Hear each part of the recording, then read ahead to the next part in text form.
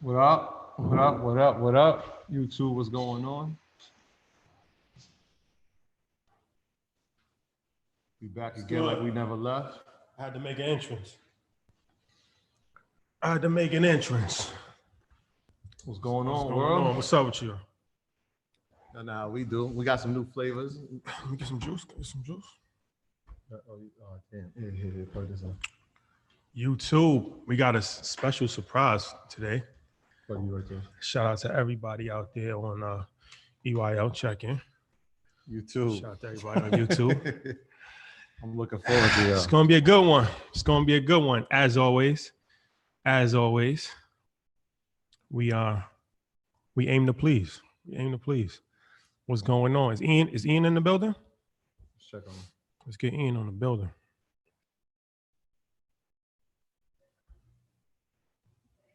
Oh, he ready. He ready there. He's there? Yeah, he is. There you go, right there. What up, Ian? What's going on, brother? My God, what's going on? I'll take this off. Hey, you got to look like you in Star Wars right now, All brother. the stars There we are go. closer. Okay, there we go. I made the Xander face. Like, what is that? How y'all doing? Good. We good. Happy Monday to y'all. Appreciate y'all. Shout out everybody, all the earners. Shout out everybody on YouTube. What's happening? I love y'all so much.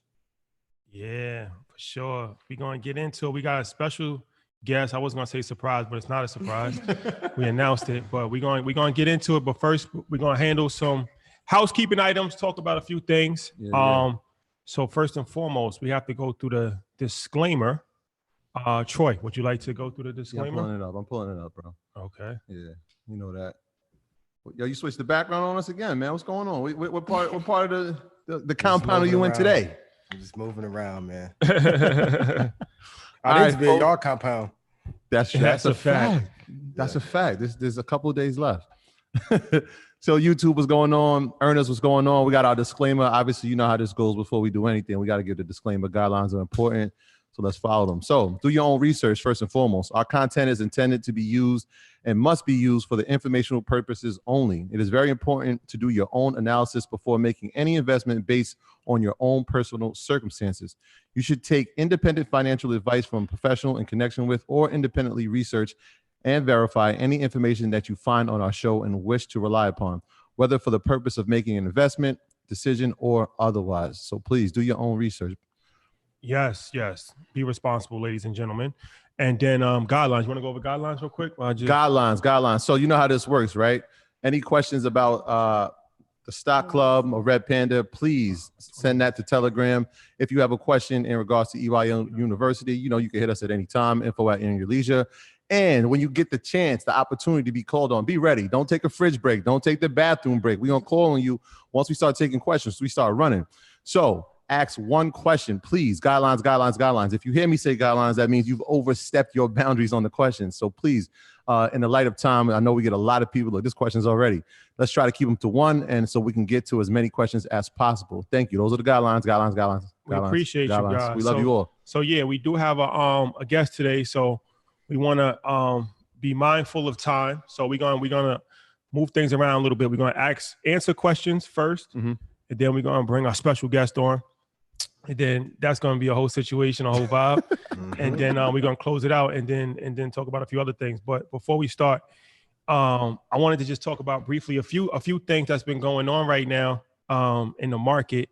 And one of the things that we was talking about when we was like discussing on different things to talk about today, and it's like the price of gold. Whew. So Ian, the price of gold is crazy. It's at an all-time high right now. $1,944. Yeah. And people are saying that it could reach 2,000. So it's crazy. And it's interesting because I was looking on Bloomberg, and Bloomberg put a pretty good post out today about how the price of gold rising is actually a bad signal for the economy, because they were saying that it could be a sign of inflation stagnation is what they call it, which is a mix of inflation plus stagnant growth. So it's interesting because we really haven't covered gold that much. We've talked about it, and then we talked about it. Actually, it's interesting that that's come out because our podcast that comes out tomorrow with 19 Keys. Yeah. Shout out to the bro. Shout out to 19 Keys. He's real big on that. Derek Grace too. And Derek Grace talked about that as well. So it's interesting times that we're living in right now. But gold, like I said, it's hit an all-time high, and that's the thing with Market Mondays. We're not just a stock market show. We talk about all types of investing. Mm-hmm. So Ian, what's your thoughts on gold right now? And shout out to MG the mortgage guy on $100 super chat. He's already in there. Matt, my brother, what's going on? Hit me up. I know you and Mark talk. Hit your guy. I love you, man. Gold. So for all my traders, you know this. When the market goes down, gold and silver will go up.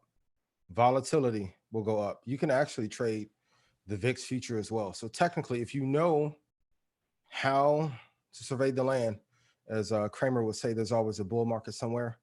That's true. So if gold goes up, silver goes up, the market is going to slide down. And if you guys are familiar with the all-weather portfolio by Ray Dalio, he talks about that as well. You guys can look at GOD as well, but don't be afraid of what the market is going to do. Plan in advance for when it crashes. So to have a hedge, you guys should actually have some gold in your portfolio already. So I want everybody to type in chat, YouTube and in Zoom. When the market goes down, gold will go up, because what I want you guys to do is to be prepared. So let's say we do crash. Gold, silver, great. VIX, we can go long. Somebody in the hedge fund space is getting ready for potential drop. If it's there, great. I want us to not panic. I want us to be responsible, because the great part is that no one talks about when these crashes happen, an incredible opportunity is there, and most of us usually don't know how to take care of them. So when the market goes down, gold goes up. There is no such thing as a bad market, only the choices we make to do inside of them. But consult your advisor. Investing has risk. Be careful, but map out your plan ahead of time. Yeah, so gold is one of those things that they call a safe haven asset. Mm-hmm. I'm thinking, obviously, as gold is obviously a commodity, and it's almost 2000. Is this a time where we should be looking at other safe haven assets? Maybe is nickel or silver in play as well? What do you think? Silver, I see you rocking your gold shirt out there, and y'all tanning, looking bronze. You know what I mean? But I wish Biggie and 10 Crack Commandments would have been like never bow to high, because that would have been like a great time to put that in. But like, I know you guys are going to chase it now. Don't do it now. Wait for the market to come down. It should be in your portfolio. For those of you who need to know how to weight it, maybe 15%. But that hedge is there. And then, I love the book Money Master the Game. If you just go to the chapter with Ray Dalio, who is turned to one of Diddy's mentors, you'll see why he likes gold. And no matter how much the market crashes, there's something that's going to go up always. Tech is now, real estate and banking was that in 2008. But gold and silver are a good move for right now. Got you. Yes. No regard for noise violations at all. Guidelines. At West Coast headquarters. Guidelines. We're running a frat house here. So Ian, I wanted to actually talk about another thing that's really big. Uh-huh. But I see we have so many questions. You think we should just jump into questions? Yeah, let's do it. They're going crazy already. And shout out to YouTube. 1,000. That's quick. That's in 5 minutes. If you guys can hit the like button, please hit the like button on YouTube. Please do. We greatly appreciate it. Yeah, let's go to Dave Smith. Dave, you unmuted. Unmute yourself. Go ahead. All right, what's up, guys? What's going on? So again, you guys hit a vein. You know this. You guys are really out here giving back to the culture. I love it. Thank you. My question for you guys was, I recently had some stocks do some weird stuff. I had AHT that did a 10-for-1 buyback, which threw me off because I thought I made some money, but really I got kicked out. And I know sometimes stocks split. I was wondering, are there any indications to know when that's going to happen? This is a good tip. Any stock that you have, you can go to Google Alerts, and they'll send their alerts right to your email regarding them. So any news that comes out about Apple, VOO, Microsoft, any of the big boys that I like, I have on a alert list and RSS feed that I'll get every piece of information about them. So that will probably help you in the future. I'm sorry about that. Are you down right now? No, I'm good. I'm good right now. Okay, if you need to let that cry out, let it out because we all been there. I felt it. I thought that was next. Yeah, we all been there for real. We're gonna give him the air hug. Yeah. All right, guys. Thanks. No, appreciate you, Dave. Christopher Miller, unmute yourself. You've been unmuted. What's going on, fellas? What's going on? Let's go with you. How are you? This question for Ian. So I in the stock group. Don't tell none of the stocks away. I've been helping, but okay. But you kill gave me. us pointers on when to get in, right? So my question is, do we wait till it hit those prices to get in, or should we just go ahead and get in now?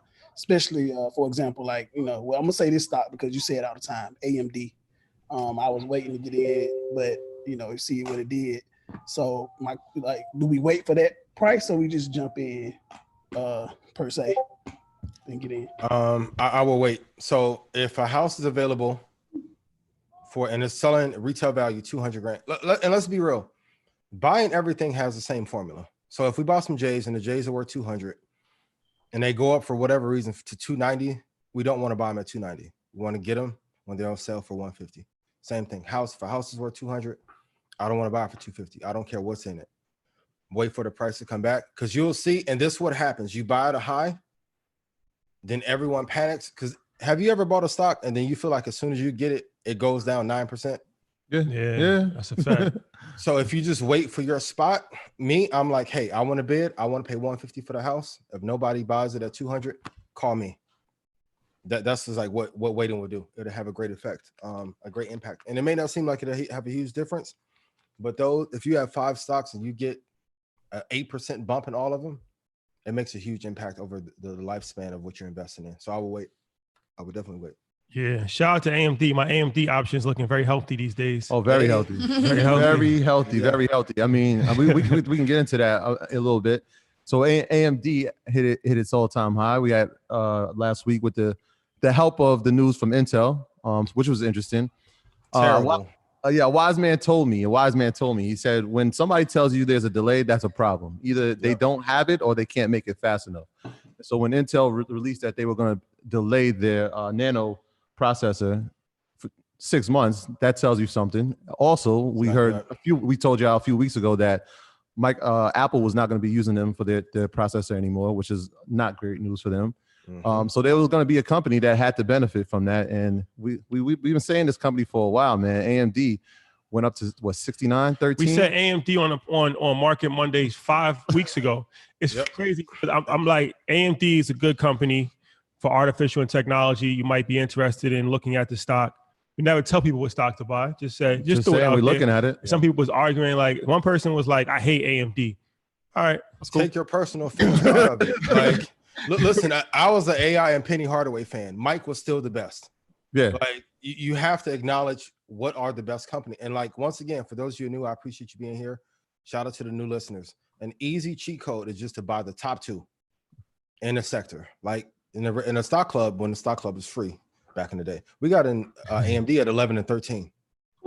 So like, shout out to everybody that's been holding it for years. People are going to talk to you out of it and say, yo, PE ratio is too high. And listen, Intel is a dinosaur. If anybody from Intel is watching, please don't cut off our deal. We do love you, right?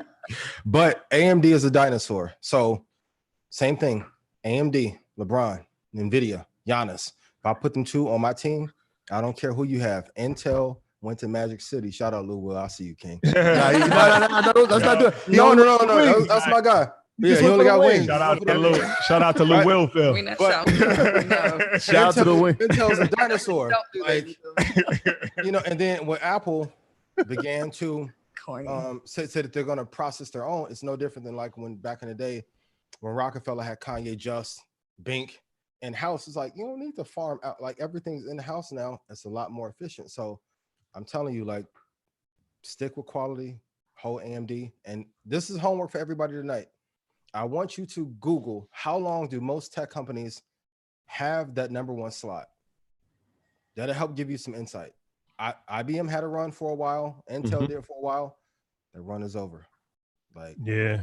And not to harbor on the AMD thing, but We did talk about We've been AMD telling last you. week, but we said it before that. If anybody's a loyal listener, we had a segment a few weeks ago about AI and the top leading AI companies. And we said all of the AI companies, and we said like a lot of them was Google and Microsoft stuff companies, but it was like one company that you might not have heard of is AMD. And we talked about how they do video games and all of that. So that was about 4 weeks ago. Yeah. And then when Mark came on last week, we spoke about AMD.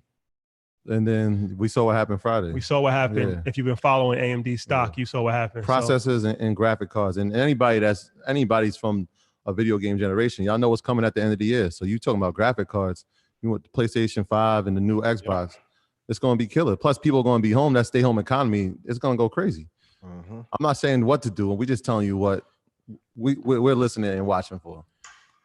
Let's get to a few more. Let's go. Let's get to a few more because we got Ryan, what's going on?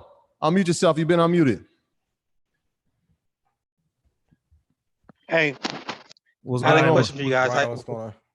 How y'all doing? Good, how are you? I hear everybody talking about this election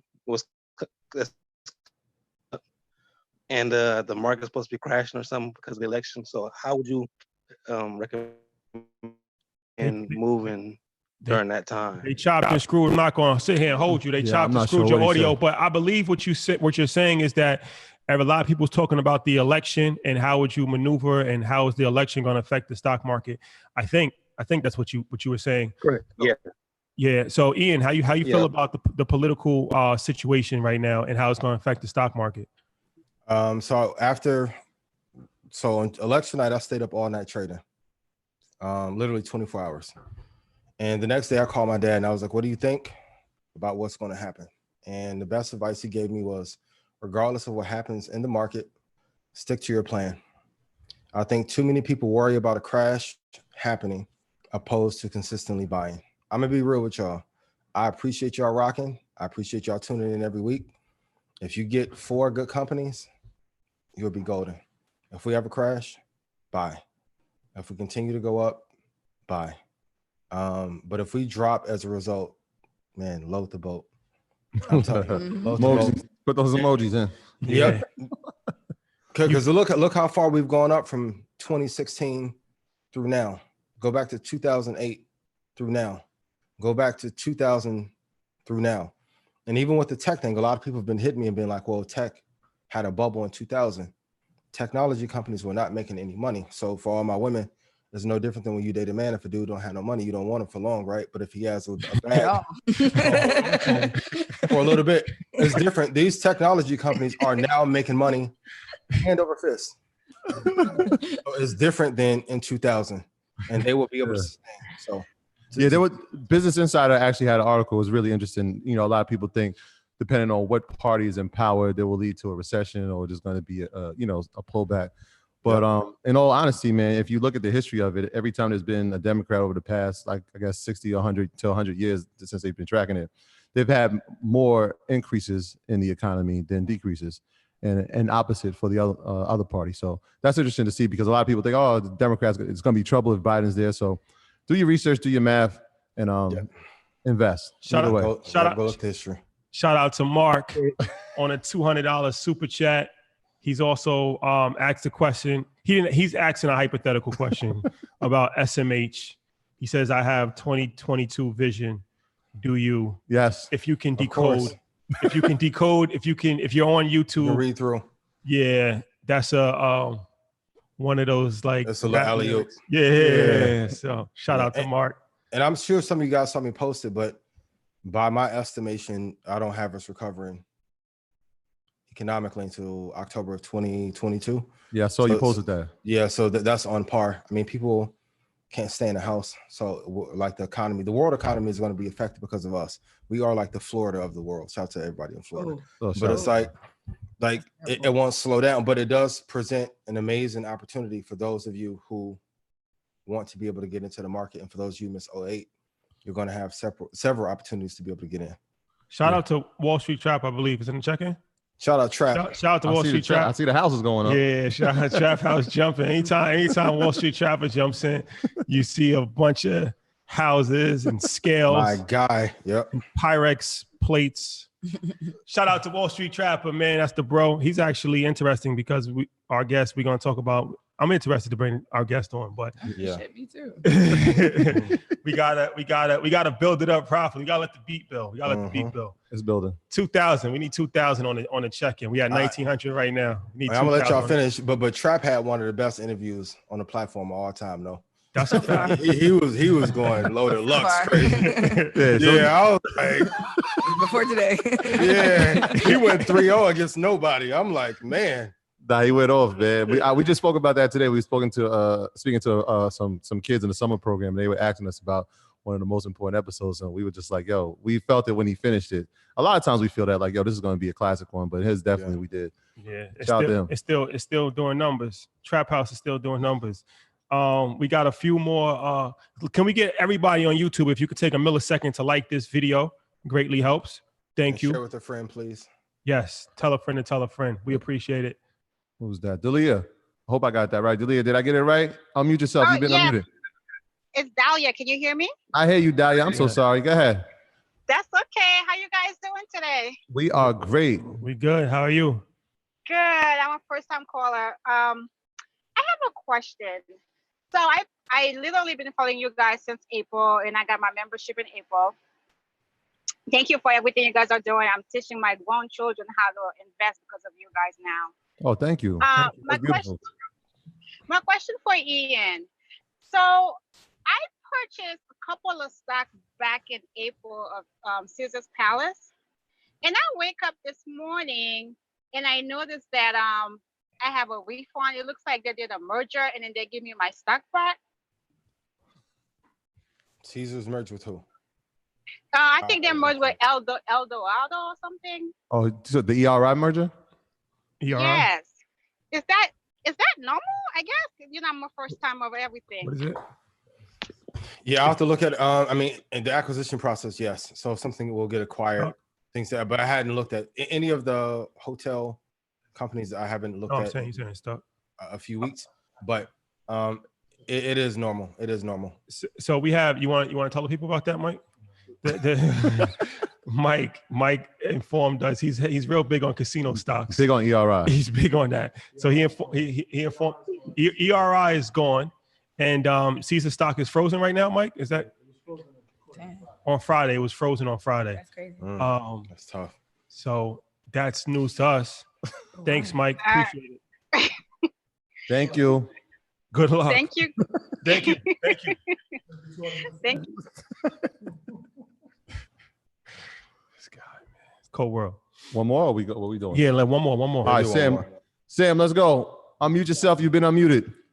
My guys, what's going on? What's What's good, going bro? on, family? How you? Hey, so I've been following y'all since day one, and I'm already like, these dudes are legit. Appreciate you, Everything was that Dame Dash interview. Shout out to Dane. Shout out to Dane. Every emotion. I felt uncomfortable. I laughed, everything. So shout out to you guys for that. But I'll make it quick. So last week, I think it was last week, when Mark was on, he was talking about ETFs. And I was researching, and then one ETF, this is for Ian, one ETF I was looking at was FDIS, and the holdings, Amazon is 33%, and then followed by Home Depot, Tesla, McDonald's, and Nike. I wanted to get your opinion on whether you think that's a good ETF or not. And it's cheap too, it's like $56. Yeah, it's $56. You got to wait for it to drop, but yeah, that's a really good one. That's a good, yeah, that's like playing 2K on cheat code. Okay. Say it again. What was the ETF on Ian? FDIS. You guys, if you guys need a cheaper one, they'll go a little lob for you. Kudos to Sam. That's cheap. Appreciate it. I've seen it. It's a 5-year run, so it's going up. Yeah, they're doing good. Really good. Yeah. I appreciate it. Appreciate you, brother. Sam. Shout out to JL 157 NYC. Appreciate you, brother, on the super chat. So we're gonna bring our guest in. I guess we're gonna switch here. You can sit here. Okay. Yeah. And somebody asked on YouTube, what's the strike price that we're gonna do for SMH? If it's a 2022 call, we're looking at probably 205 to 210, somewhere in that area. 205 to 210 on the strike price for SMH. We're just saying it. I'm not saying you have to do that. I'm just kind of like lightly suggesting. Shout out to YouTube, 2000 on the check-in live. I appreciate you guys so much. If you could hit the like button, that would we greatly appreciate it as we reconfigure our situation. Pierre, my guy, what's popping?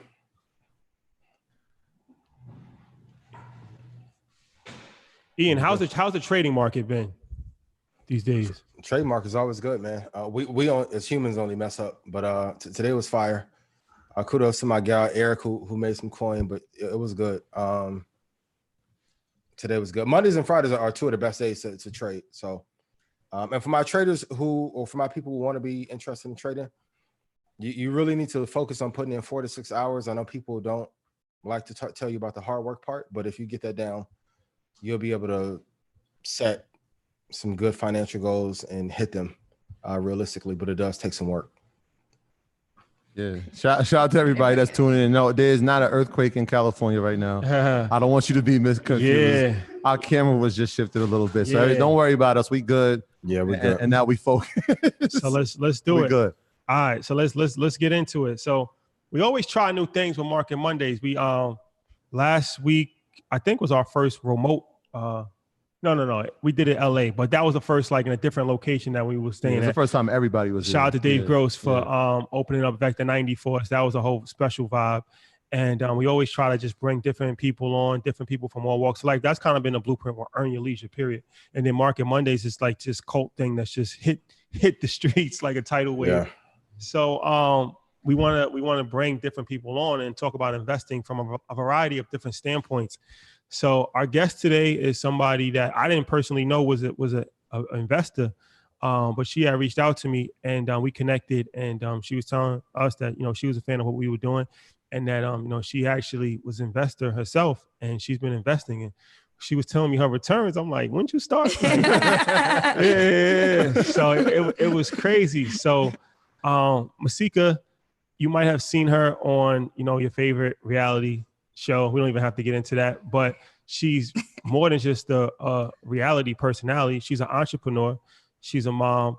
She's an influencer. But for today's discussion, we're going to talk about her as an investor. And it's an interesting route. So we're going to get into it. But first and foremost, thank you for joining us. Yeah, thank you. that was a hell of an introduction. Yo, this guy.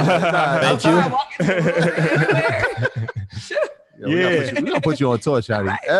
Yeah. So this is dope because, like I said, people might see you in other lights and they don't know. Like they probably wouldn't think that you're an investor, but you're a really savvy investor. So, how did you get into becoming an investor? I think it's important to tell that story. Yeah, it's kind of not really crazy, but I think my story is probably very different. So I've always worked hard. I've had multiple jobs, whether it was like waiting tables or filming 3 different shows or whatever it was. So I was making good money from like the age of 19. So I thought earning was enough. Like, you work, you spend the money, you go back to work, you spend the money, and so on. So I'm thinking, it was my it was my second year on the reality TV, and everything's going great. I'm getting bookings, I'm making cash. My daughter's father actually came to me one day. Our daughter had to be like maybe 4 or 5 months old. And he was like, I'm proud of you, see what you're doing, but what happens when you leave? Because I had been trying to quit, and everybody knew that was like close to me. So he was like, I see you trying to quit, but what are you gonna fall back on? I'm like, what are you talking about? I make money, I got all kinds of business. He's like, yeah, but I invest. And I was like, in myself. So he was like, well, that's the best investment you can make, but you need to be, looking at stocks and Bitcoin and this and that. And at the time he had like some trucks and they were like shipping like rice and stuff like that. And so I didn't really understand it. So he pulled out his phone, opened the Morgan Stanley app, and was like kind of showing me the stock he had invested in and like all these things. And I was just looking at like, what the hell? I didn't get it. He was so passionate about it at the time, kind of like I am now. And he was explaining it like a mile a minute. And it was like hieroglyphics for me. I didn't know what the heck he was talking about. So I asked him, okay, well, I don't really get this. So how can I get started? He's like, you need to hire a good business manager, a good wealth advisor. My advisor is so-and-so at Morgan Stanley, blah, blah, blah. So I knew enough people to know to get some referrals to hire these people because I didn't understand it myself. So I got a referral, hired a business manager who ended up being a waste of 4 years of my life. And then I also got with Marilyn Booker, who was at Morgan Stanley at the time on investments. And she had my, someone running my account whose name happened to be Fortune. So he was called for his field for a reason. Oh. So I just started investing that way, but I didn't know what was going on, what I was doing. I just put the money in the account and let them do it for me. So as time progressed, I'm like looking at my returns and they're very minuscule. And I'm like, Warren Buffett ain't getting by like this. Like what kind of returns were you getting? Nothing even noteworthy. Probably like 6% maybe ROI, and that's being generous. Okay. Year over year. Yes. Yeah. Wow. I mean, I don't know what it was every single year, but like it was nothing to brag about. So I'm sitting here like, there's no way I'm gonna gain wealth like this. So I really just started trying to learn the market by myself in December of last year. And I stumbled upon Wall Street Trapper's page and I DM'd him and said, okay, I see all these courses to take. I know nothing, beginner, what class should I take? So he was like, I'll just give you one for free. This is the one you should take. So I got that and started listening to it. So we ended up like communicating, he and I, a lot, and I was asking a lot of stock questions and things like that. But I was still didn't really have the time to devote to it. Then COVID hit and everybody had to sit at home. So I was sitting there like, okay, I've played around with options a little bit. I made money, I lost money, but there has to be a better way. So I kind of stumbled upon these guys' page from Wall Street Chapter page. So I started following and Earn Your Leisure page. And then I found you on their page. So I started following you. So it was really like a network of Black men that motivated me to get into the stock market. I've always been big on financial literacy, estate planning, credit, things like that, but not on the stock market. So because we're forced to stay at home, I just started kind of like dibbling and dabbing and researching things. Found Todd Capital's page. Okay, now I have an options class. So I was like, I would see things that you guys would post. I would Google it, go to my brokerage account, apply it. I just kept doing that. So I did I spent a very small amount, like $2,010. It was actually $209 on my daughter's birthday. And I said, okay, whatever I get from this is going to go into my daughter's custodial account because I no longer put money in her 529 because I don't want to force her to go to school. She doesn't want to go to school. She doesn't have to. But I do a custodial account now because it's similar, but it doesn't have to be just used for school. So I'm not thinking what my return is going to be. I'm thinking I'll make a good return, not anything crazy. I think in 6 days, I made $37,000 off that $2,009. And I said, okay, now I'm motivated to get into this because I never saw numbers big enough to make me excited. So I started researching and I was like taking notes as I was writing and I would tweet things and it came into this big frenzy. Everybody's like, oh, can you set up my account? Can you trade for me? What should I buy? I am not a financial advisor. I'm not a business manager. No, I can't do any of that. But as I was learning, I was writing notes for myself. So everybody was asking, help me. So I literally in 4 weeks wrote a complete workbook called Stock Market Tips from a Bad Bitch. And I'm a college dropout. I don't like people to lecture at me. That's not how I learn. I learn by getting in the field. I learn by making mistakes. I learn by doing. Yeah. Right. So the workbook is like, I made it exactly how I learned it. Read something, tried it out, applied it, retained that, moved on. So that's kind of how I formulated this book, which will be dropping very soon. I'm sorry? Really quick. Is that the reason why you think most artists and entertainers before COVID were not interested in investing?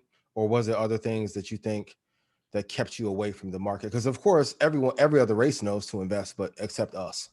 I think some reason, honestly, like as Black and brown people, we are a product of our environment. I mention this book all the time and it feels redundant at this point. The Miseducation of the Negro is one of my favorite books. Solid book. Where basically he's saying that Western civilization and miseducation has taught us that our role in society was minuscule, to diminish the way we see ourselves, to in turn allow us to take smaller roles, smaller jobs, less paying jobs, and things like that. We start history at slavery. No, we built pyramids in Egypt. We own things. Our people were kings, queens, all these things, but they take it from us by, what we learn in our history books. So when you look at it that way, it's almost innate and inherited for us to not really get into this. This is something that our generation thinks it's for old white people, old white guys. And the terminology is very difficult to understand. Like everybody knows what the word option means, but that's a lay term. When you look at it on the stock market, it means something completely different. Everybody knows what a limit is. On the stock market, it's something completely different. So if you don't understand the words and the numbers, it's intimidating. And I think a lot of us in entertainment, we're like, oh, I'm good. I'm making money. I'm this, I'm that, I'm straight. But my ultimate goal is to live off my interest solely. I don't want to spend a dime that I earn.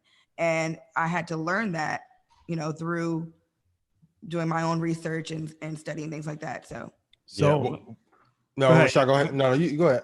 So yeah, I want to ask you a few questions because I think it's interesting. And the reason why I was really excited about you coming on, because I feel like anybody has the ability to become an investor, even if you didn't go to college, you don't have a PhD, you didn't study finances, and you're a perfect example. Like you said, you didn't really know anything about the stock market. You taught yourself, and you really started trading options. You said like in March, something like December. that? My daughter's birthday. Well, the first one I did was December. Okay. It was the day after Christmas. And the second one I did in January. The first one I won first one I got like $6,700 from $307.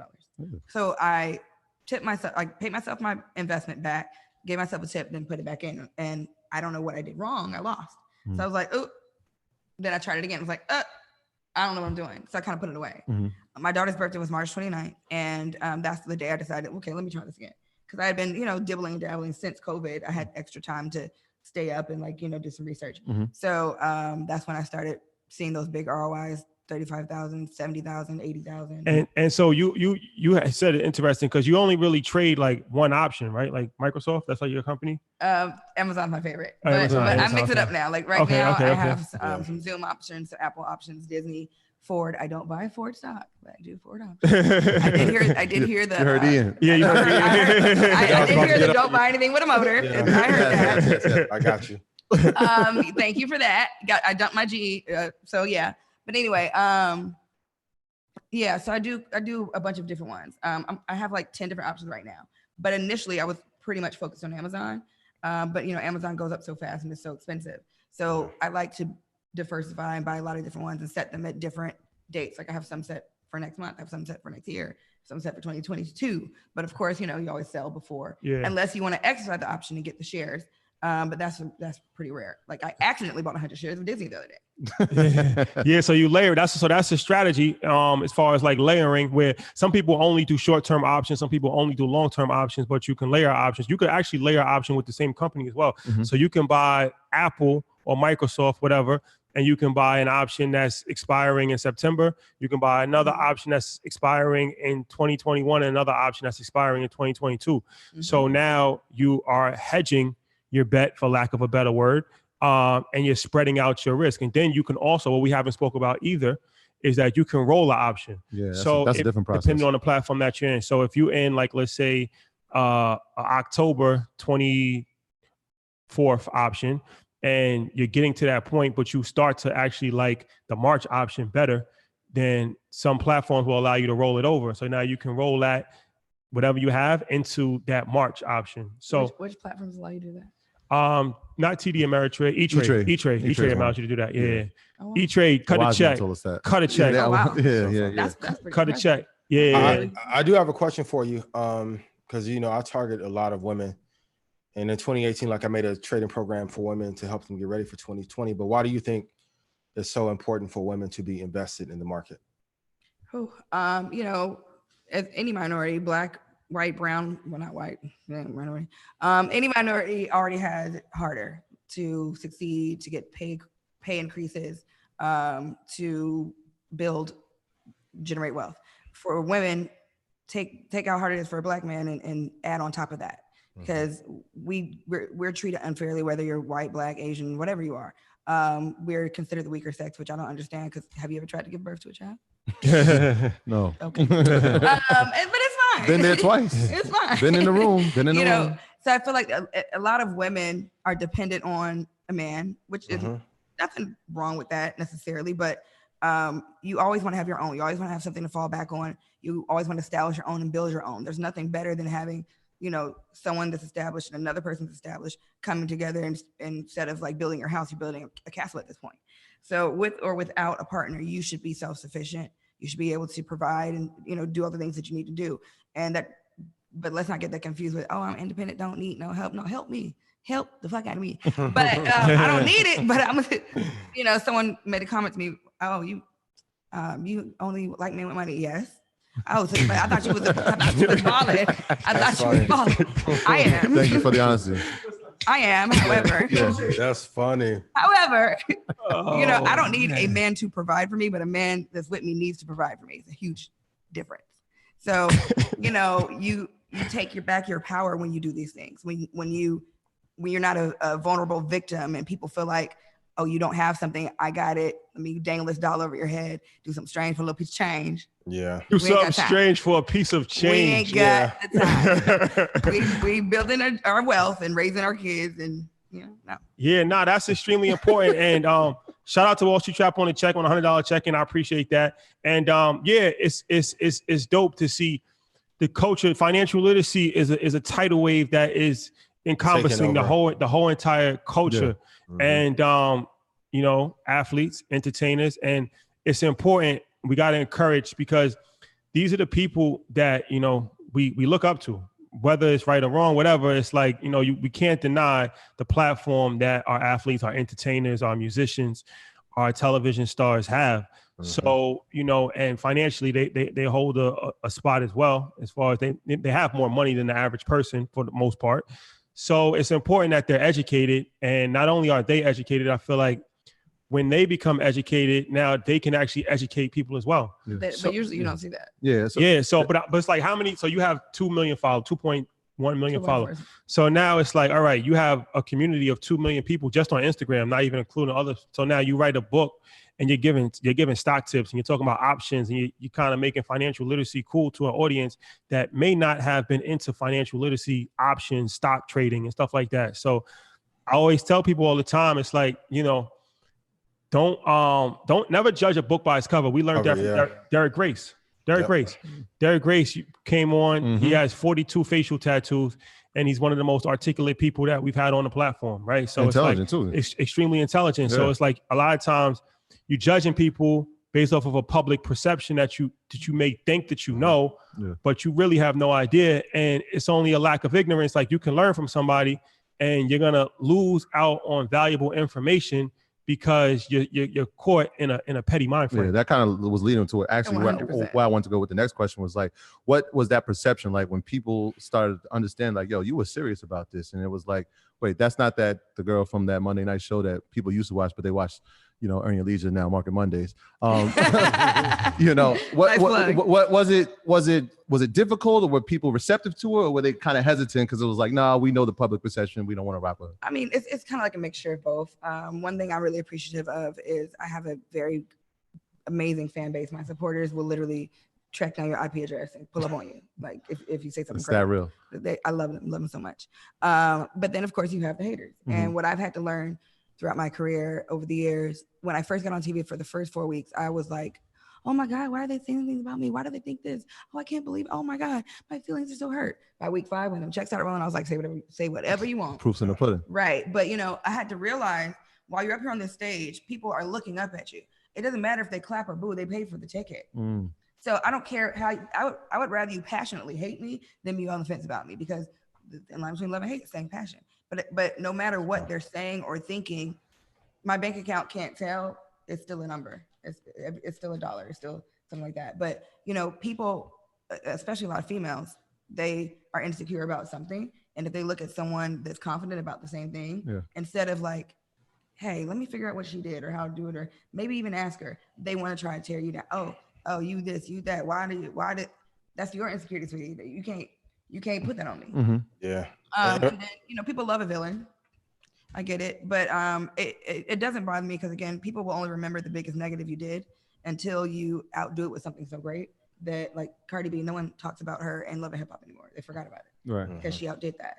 So I get it. For people who have not seen all of the other things that I'm doing, because I don't broadcast, you know, my daily life, they are stuck in a Love and Hip Hop mentality, right? And they can either stay there or grow with me. Yeah, I think you have a perfect opportunity with what you're doing now to completely outshine that and impact more people. Absolutely. For something that they can help them and they can grow generational wealth for their families as well. Yeah. And let's be very honest. All the entertainment companies make money from investing. Like I'll talk to more ball players, more actors, more athletes than I ever have these past 3 months. You guys noticed that no movie house went out of business. Why? They're invested heavily. Like movies are not even available to go to. They're not going bankrupt. They're tied to the market. Same thing with record labels. Like you guys have to just, I know this is different for a lot of you that are new, but we're really just taking what the industry has been doing for decades and applying it to ourselves. And I'm glad that a lot of people at one time are waking up because I think this is the biggest Black revolution of investing that we've ever seen, probably since Black Wall Street. That's a fact. So you like tech companies, I noticed. Why? Because we talk about tech. Ian talks about tech all the time, so he's blue in the face. Yeah. So a lot of the companies that you invested in were all tech companies. Why? My portfolio is very diversified. Okay. Okay. Most of my options are techs. Okay. I mean, look at the growth, especially during COVID.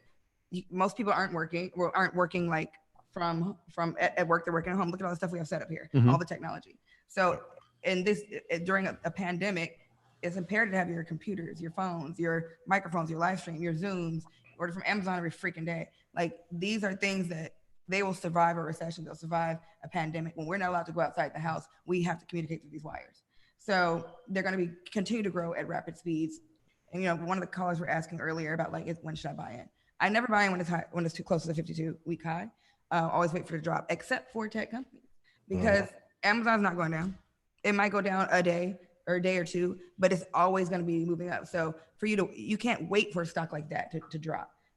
Fang, that's going to go up and down. You can wait for it to drop. I remember I bought Fang, it was like $100 something, $120 something, $140 something, whatever it was. And I'm like, okay, holding on to my shares. Then early this year, dropped to $28. I was like, what in the hell? What did I do? Did I sell? No, I loaded up on Fang on Fang at that time. So I'm really, really passionate about tech because it's I mean, look at 5G. As much as you hate it, it's going to happen. People are going to be hovering around in hovercrafts like the Jetsons. So it's like you get in on the ground level now and let it grow. So are you trading daily? I know you said you have the options. No. You're not trading daily. I don't do day trades. I check my options every day, obviously. You know, check the market, see if there's any surprises. If Trump's tweeted anything ignorant, it's going to crash my Amazon. So those I do. Whenever I have an option, I check those daily. But my portfolio, not too much. Are you making puts too, or just calls? I have not done any puts yet, and I'm ready to do it, but I'm still trying to. I'm not one of those people. I don't want to be a jack of every single trade. I want to master one. I don't know shit about Forex. I don't know. It's trash. Don't do it. The Forex traders don't kill me. Every time you leave a comment, you got the Forex people. They're like the Herbalife people. Y'all remember them? Like an Herbalife cult. They leave all caps. But Forex saved my life. Like under everything. Like, would you get out of here? What are you doing? The low battery. Yeah. All right. Even on 5G, I know people are wondering what's going to be the big breakout thing. The big players in the space are going to be the big players in 5G. So I know there's some that you guys are looking at, but Apple probably is going to be the king when that comes out as well. So be mindful of that. T-Mobile is solid too. But did you hear about the deal Nokia did with the three? Okay. Talk about the deal Nokia. So they did a is it billion or million? Billion. Multi-billion-dollar deal with T-Mobile, is it? Homework for the night. Go. Anyway, they did. I studied this shit and bought 1 million fucking shares. Anyway, they did a multi-billion-dollar deal to not roll out, but like be a part of the 5G movement. As you know, no one uses those anymore. They're not even know the company's around. Yeah. But in the next 3 to 5 years, my $3 per share might be through the roof because of 5G. Yeah. So it's like I'm trying to get in on the ground level of different things like this. I was going to say 5G is here to stay, and it's not. We can't get around it. The interesting thing about 5G is that it's already here.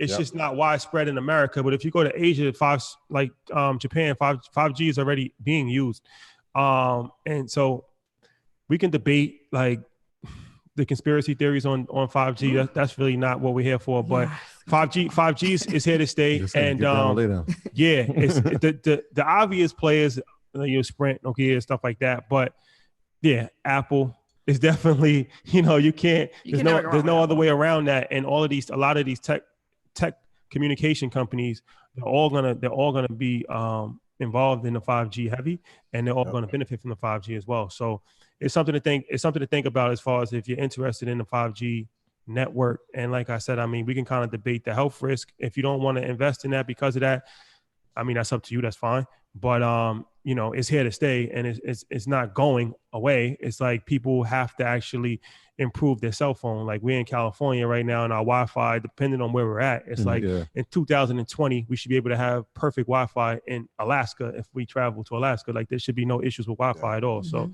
it's something to think about for sure. Yeah, somebody said $2.5 billion deal. Thank you. There it is. Yep. Appreciate it. And they said Forex saved my life. And shout out to Mark too. QCOM is another Qualcomm's amazing.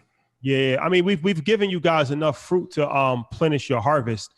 I mean, in Market Mondays, like literally we've probably given you over 30 different companies. If you look at XLK, if you look at I think 60 AMD, if you look at Zoom, if you look at so many Zoom option. Beyond Meat.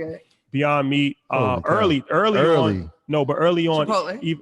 Chipotle. Shout out to Trapper. That's shout out to Trapper. Or as he likes to say, Chipotle. Yeah.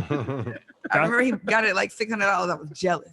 So jealous. That's a fact. So, but the whole point of the show is just not to give you stock picks. I mean, like I said, every single show we've given you stock picks, including this one. But it's to educate you. You have to learn how to pick. Well, yeah, it's to educate you, and it's to also, bring up different topics and just kind of make it a little bit more interesting as far as financial planning and it's not just like a boring thing. It's like you got to add some flavor to it. So we're gonna go. The important thing is not sell. I mean to cut you off, but so many people sold Apple, Microsoft, Tesla last week. I'm like, look at his face.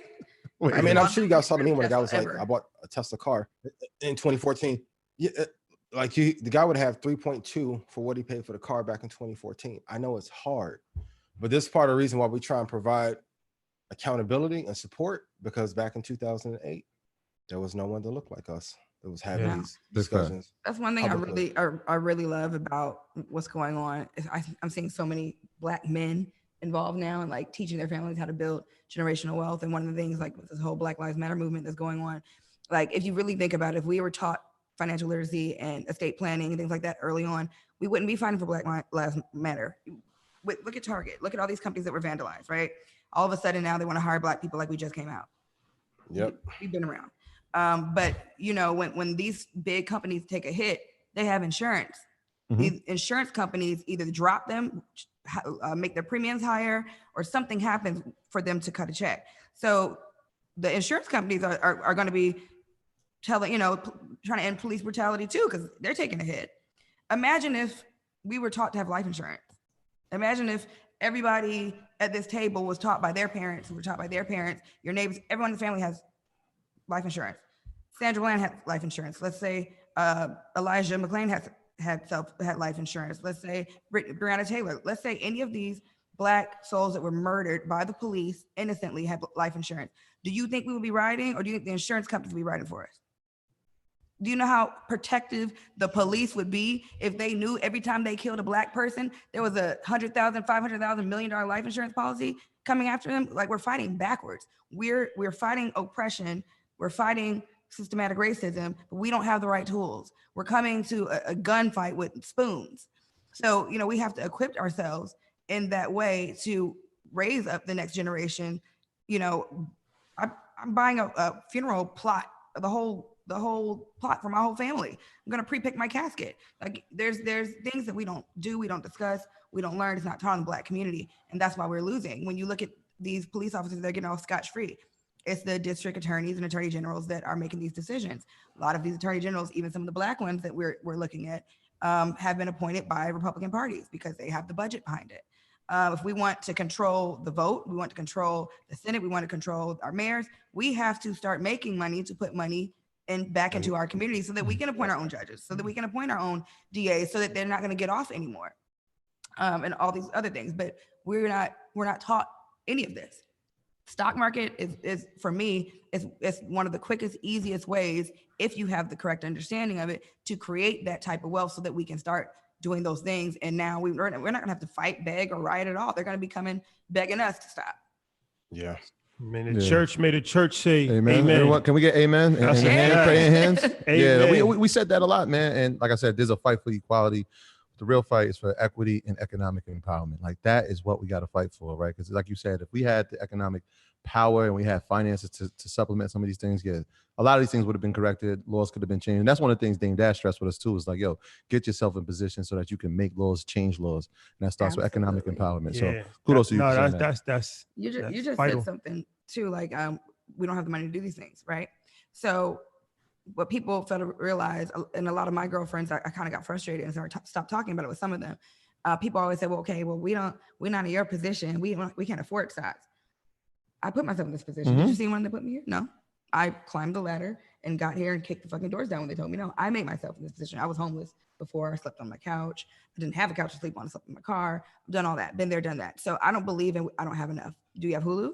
Do you have Netflix subscription, but no Netflix stocks? What's wrong with that? Do you eat out every day? Do you buy coffee at Starbucks instead of having a coffee maker? You have money. You have the money to do it. You just would rather have things that are easier. I was telling Rashad this the other day, one of my very best friends, you know, she's had a lot of financial struggling and she's had to borrow money from here or there.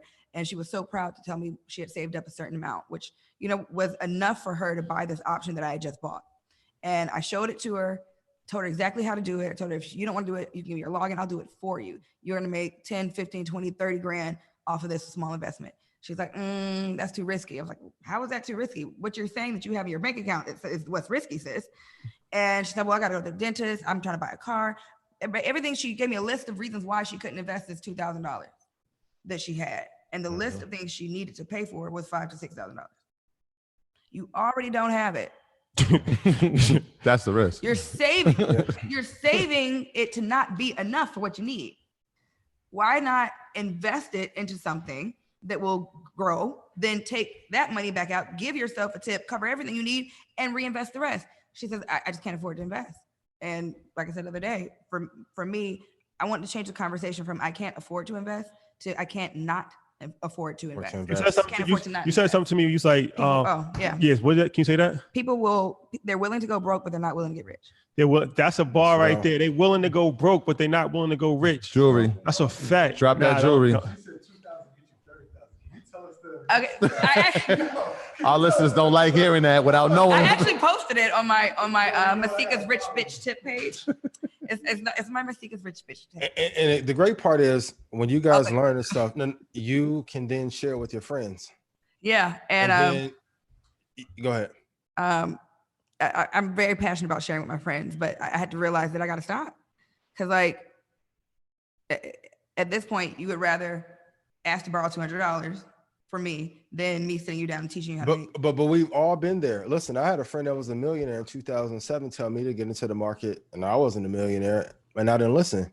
So we've all been there. But this is why we have to have these conversations in public, because the more we do, I want investing to be a second nature as talking about for first week sales amongst any artists, like what the streaming numbers are. Like, we have to get this down.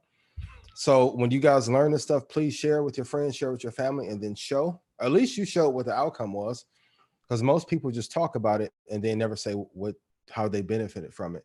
But a lot of times friends and family will be slow to do so, but you have to stay on your path. Shout out to MG the mortgage guy on the super chat, $100 super chat. That's the bro. And I think somebody else. Oh, he's going crazy. Shout out to Mark on the super chat. MG the mortgage guy gave $200 super chats. Shout out to the bro. Good for you, Mark. Good for you, Matt.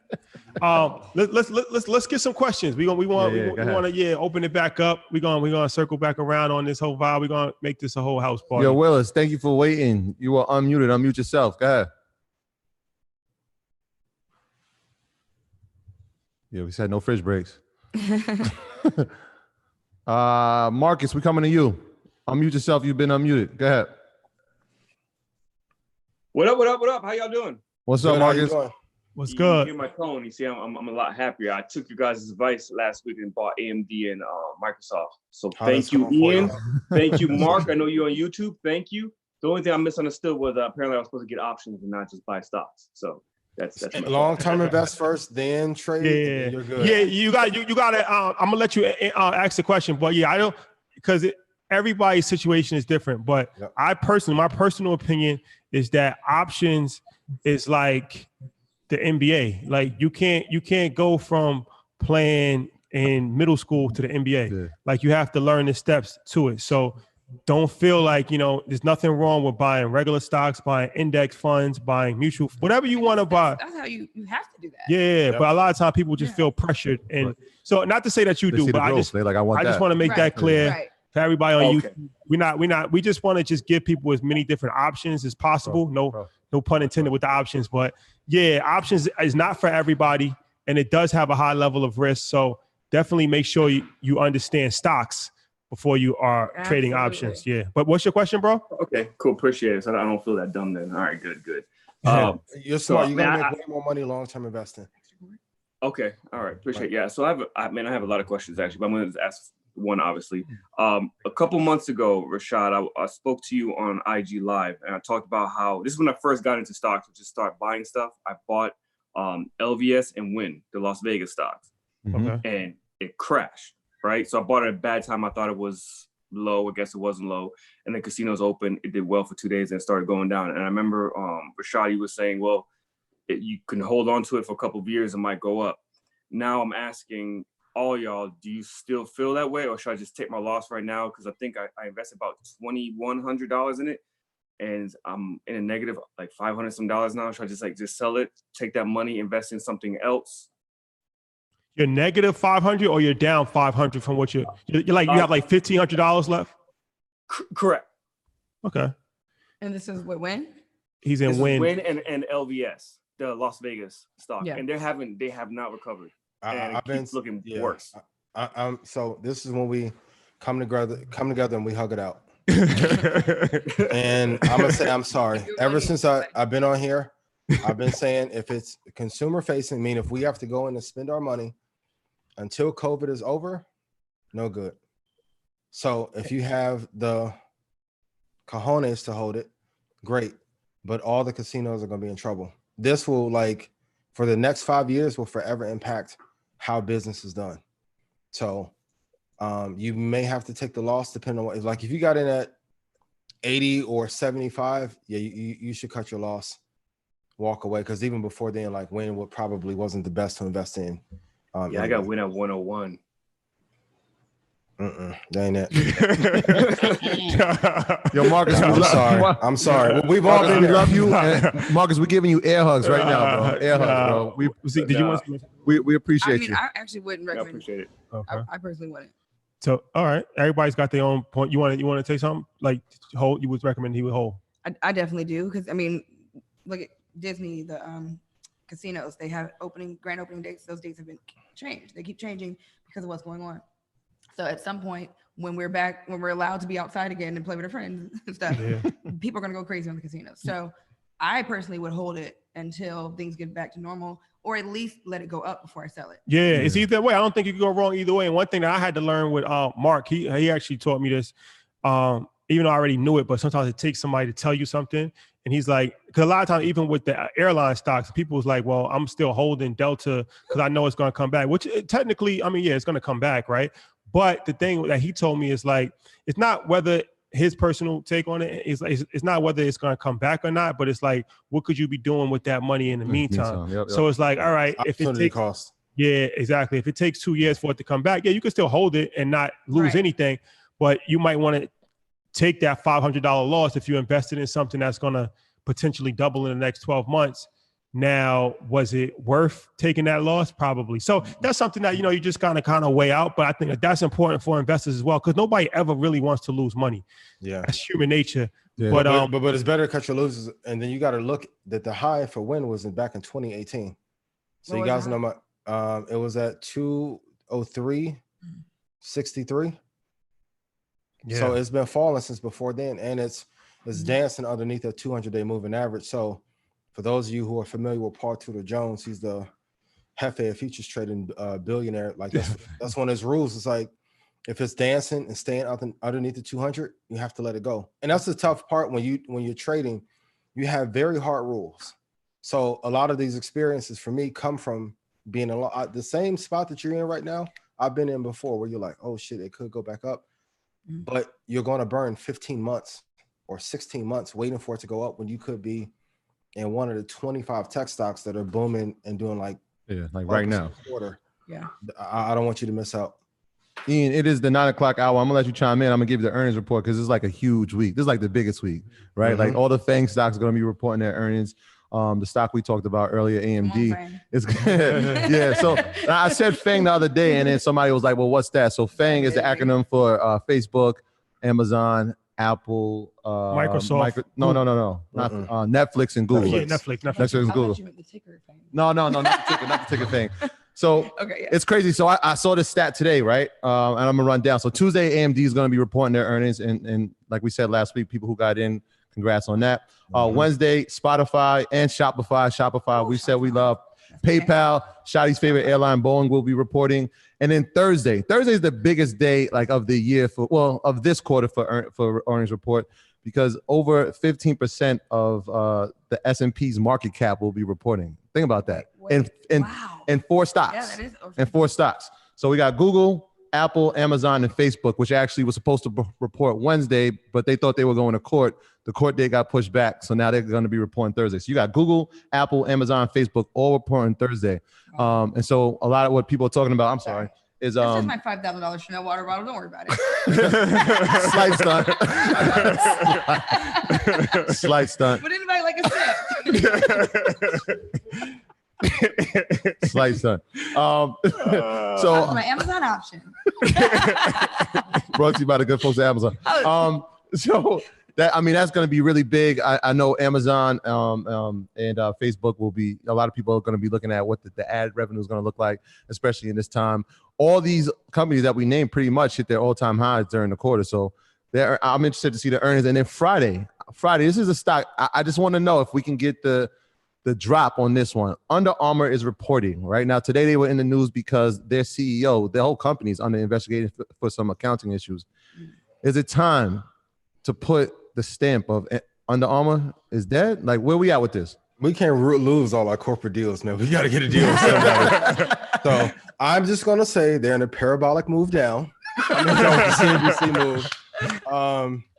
Under Armour has been bad for a long time. I hope you guys are in it. If you are waiting for earnings to push it up, no. And if you go look at the 200-day moving average, they've been under that for 4 years. So no good.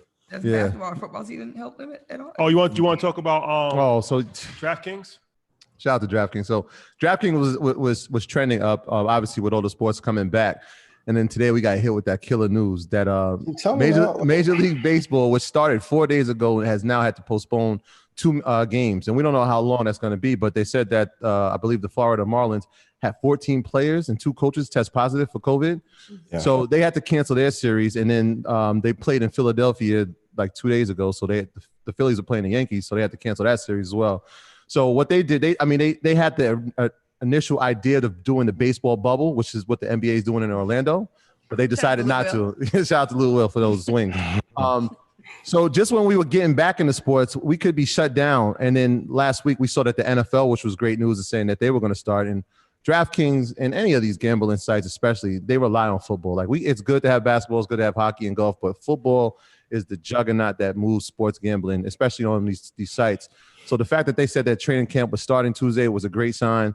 This news about Major League Baseball doesn't help, but we'll see. I still got my option call on that for August 24th. So I got some. I'm running out of time, but well, hopefully this thing pans out. Somebody said, "What about Litecoin? Litecoin's dead. Litecoin died. Litecoin dead. Charlie, what's his name? Charlie. Charlie Lou. Charlie went. What's his name? Like that. Charlie. Nah, that was the illest thing I ever seen in life. He sold everything. Nah, yeah. This is investment related, so it's not really off topic. But we used to be heavy in cryptocurrency, and Litecoin, I think it reached like $300, something like that. So the Ian, I don't know if you know this story. This is crazy. The guy's name is Charlie Lee. I think his name is Charlie Lee.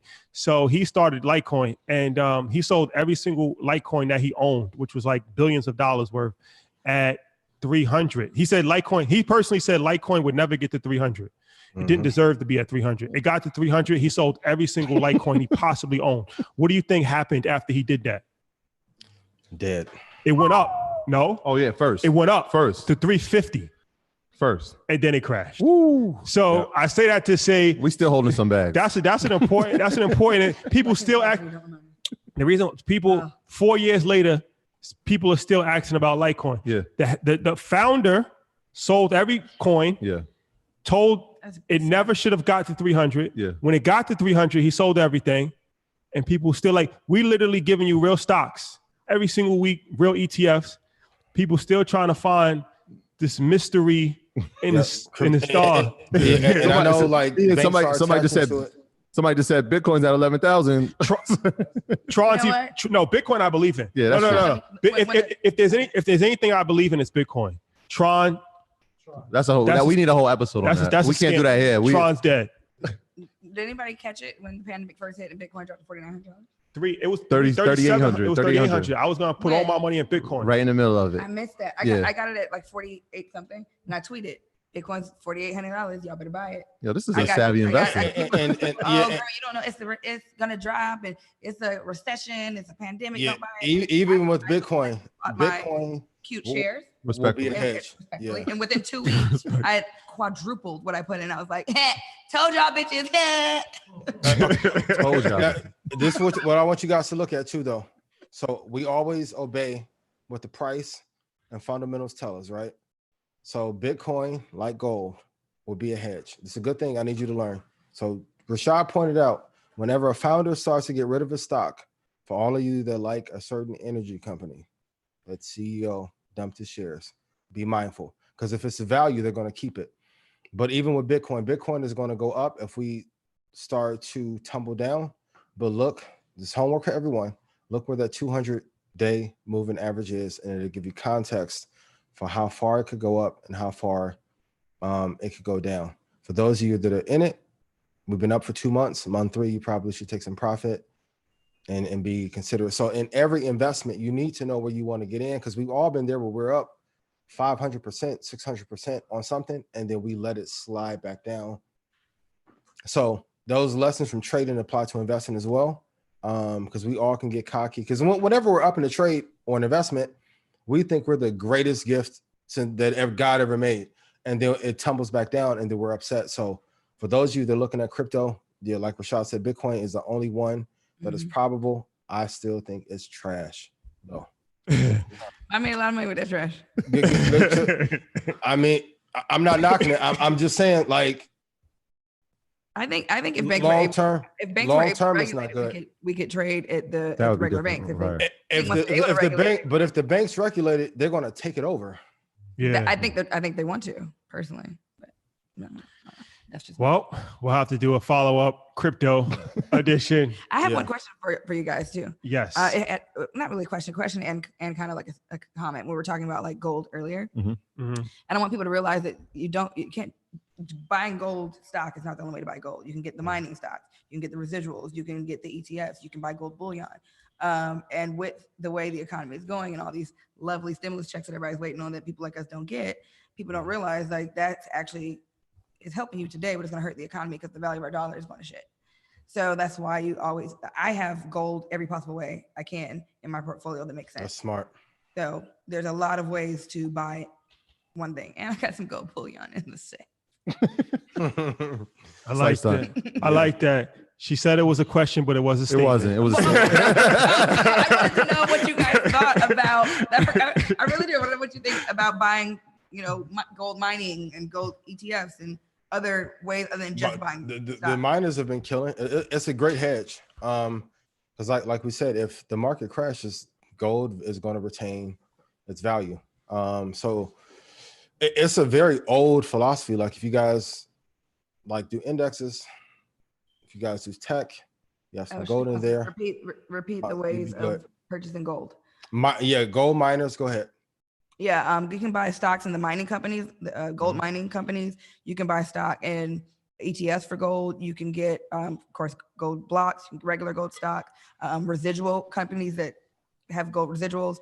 I don't know off the top of my head everything without looking like. Yeah, but there's more than just one. No, you're right. No, that's a good point. It's more than just like what was that cartoon DuckTales where the guy just had like a pool full of gold. Yeah. So, Scrooge McDuck. Yeah, Scrooge McDuck. Shout out to him. Great inspiration. He's a very big inspiration for me. So it's not just it's not just about having gold bars or. That's funny. Shout out to Derek Grace, man. Shout out to Derek Grace. But he has like real gold, like he's collecting it. Yeah, like on his neck. Like 6 kilos and all. Yeah, but that's one way to go about it. Yeah, it's crazy. That's one way to go about it. Go. Well, you got How much does that have to weigh? A lot. When we were doing the interview, I asked him like, "Look, it wouldn't be right if you didn't have the gold on." So he was like, "Yo, I wanted to. Let me go get it." And he put it on. When we finished the interview, he's like, "Damn, this shit hurt." It's heavy. Show the problem. It's heavy. It hurt his neck very bad. But yeah, you're right. And I think that gold is one of these things that's always going to go up. It's not something that's really going to skyrocket, even though it has really gone up pretty drastically in gold terms. But it's not going to go at the same like rate as far as stocks are concerned. But it's a safe hedge and it's a hedge against inflation. It's a hedge against inflation. And if you're paying attention to what's going on in the economy now, with quantitative easing on steroids, like we talked about episode 70.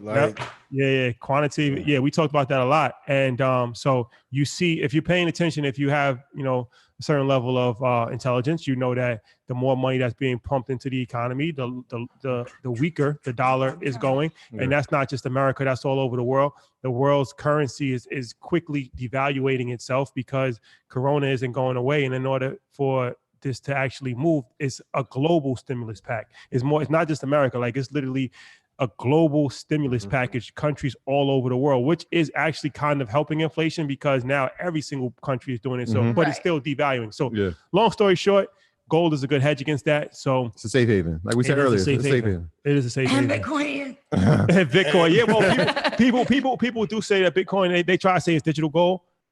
It's more of like a store of value, like gold. So they compare it to gold. And I see XRP. I do own XRP. I do believe in XRP as well. That's Ripple. That's Ripple, y'all. Yeah, Ripple. They have not done well. I'm a little surprised that Ripple has not done well. But I own a lot of Bitcoin and Ripple and Litecoin too. Stellar. Stellar. We have Neo. How's Ripple doing? Nothing is doing good except for Bitcoin. Nothing's doing good. We have Binance coin. Binance coin. If you're interested in cryptocurrency, Binance coin is another good one because Binance is the platform. So in order to trade it, like you have to actually use a platform, and Binance is the biggest platform that allows you to trade altcoins. See, when you tune into Market Mondays, you get all kinds of information. Yeah, we've been through this, y'all. Yeah, so Binance coin, Jamal loves Binance. He was like, I want to buy Binance like 3 weeks ago, as quick as 3 weeks ago. It's better than Gemini? Yeah. Well, Gemini came on the scene because that's an American exchange, right? So Binance was trading before them. So before, like when we were trying to get these altcoins, it was like we had to go through Binance. It was like it's a whole process. Gemini was created by the founders. Well, the Winkle, what do they call it? The Winklevoss twins. Yep. Who were part of the original Facebook creation? Oh, wow. Yeah, they created Gemini, and they made because they were original investors in Bitcoin. So they made. Coinbase was really big, and their fees are ridiculous. Yeah, Coinbase is another American exchange. So. They made millions off the Facebook split, right? When they sued, and then they made billions when they did Bitcoin. So they legends twice. So that's our crypto. I know Ian probably hated that. He's like, I'm like, man. Like a sip of water. They're gonna be all in my comments. You change up your stance. I'm like, that's Rashad. That's Rashad. But as far as the value of the dollar, let's be honest. The value of the dollar, if you know the history, has been dropping since Nixon. As far as quantitative easing, they're going to keep printing money. So you guys are always like, hey, the value is going to go to zero at one point. I don't know how long, but at some point it's going to go to zero. So with inflation, you do have to have your money somewhere that is going to make you more money. Then that's why you can't put the money under your mattress. Put it in your closet, right? So I know you guys always are like, well, I don't know if I should, because I'm like, the value is going to drop regardless.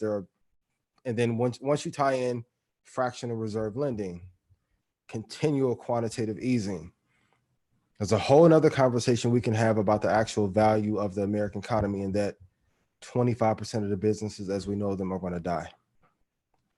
It's only a few safe havens that you have.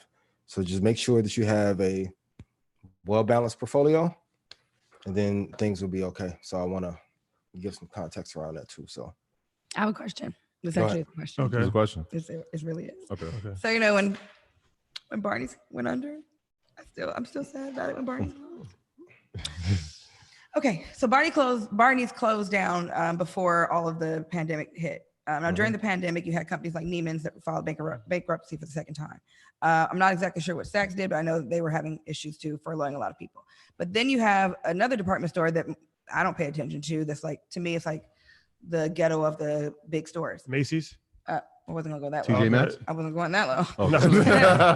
Nordstrom's. that's funny. That's what we. Oh That's man. funny. Nordstrom's Mike is like chopped it up. Value shoppers, no, value shoppers shop at TJ Maxx and Macy's. Let's not do No, that. listen. That's not the point. I'm Okay, saying keep it's going. one of those big type of department stores. Yeah, go ahead. Okay, don't get it. My perfume stand, all my whole little set came from Marshalls. Okay, and Shout Marshalls out. and TJ Maxx and Ross. No discrimination, but that's not where it's going.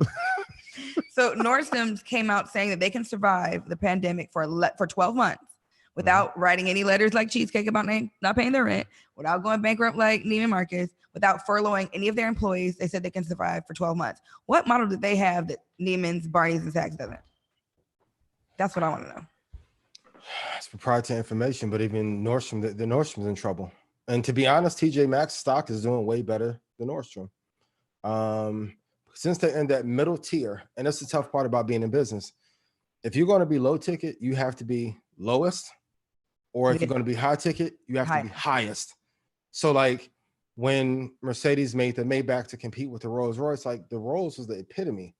They were like a mid-tier luxury. No one aspired to the Maybach. Like Ross made the Maybach brand bigger than Mercedes did, and it lasted longer. So from a business perspective, you either have to be at the top of the food chain or at the very bottom, and being in the middle is a dangerous place. For my Red Panda family, you know my theory about middle trading and middle investing. So they may have like 13 to 14 months, but man, even Nordstrom, they've been on a steep decline. And if the economy does not pick back up, they'll be writing that letter as well.